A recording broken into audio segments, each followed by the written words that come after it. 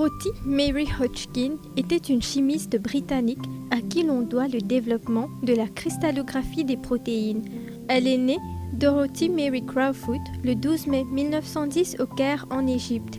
Elle se passionne pour la chimie dès son plus jeune âge et sa mère encourage son intérêt pour les sciences. Elle prend des cours particuliers afin de pouvoir passer l'examen d'entrée à l'université d'Oxford. À l'âge de 18 ans, elle a commencé à étudier la chimie au Somerville College d'Oxford, qui était alors l'un des collèges de l'université d'Oxford réservés aux femmes.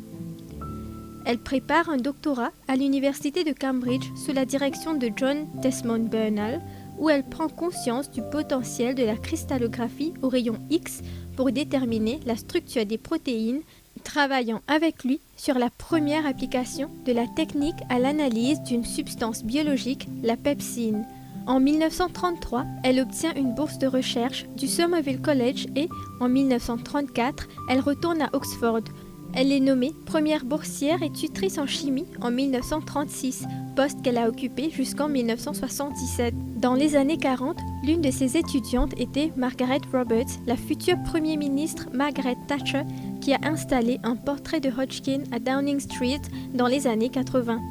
En 1960, elle a été nommée professeure de recherche au Royal Society's Wolfson, un honneur qui lui a permis de recevoir son salaire, ses frais de recherche et une aide à la recherche pour poursuivre ses travaux à Oxford. Hodgkin est particulièrement connue pour avoir découvert des structures biomoléculaires tridimensionnelles. En 1945, elle et ses collègues résolvent la structure de la pénicilline.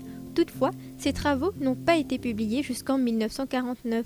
En 1954, elle et ses collègues ont commencé à publier leur analyse de la vitamine B12, pour laquelle elle a reçu le prix Nobel de chimie 10 ans plus tard en 1964. En 1969, après 35 ans de travail et 5 ans après avoir reçu le prix Nobel, Hodgkin parvient à déchiffrer la structure de l'insuline.